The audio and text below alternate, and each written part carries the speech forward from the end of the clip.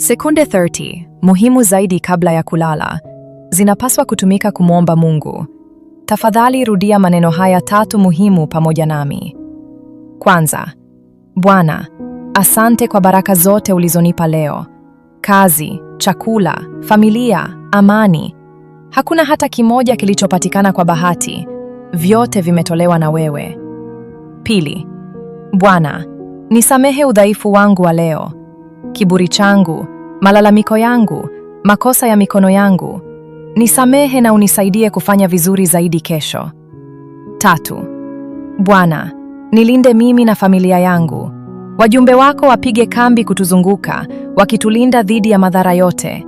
Katika siku hizi za mwisho, natamani kukiri, kutubu na kujifanya upya mbele zako kila siku, nikijiandaa kuukaribisha kurudi kwako. Ni nani unayemtakia zaidi ulinzi wa Mungu? Andika herufi zao za mwanzo katika maoni. Unaweza kuhifadhi hili au kulishiriki na mtu unayemjali.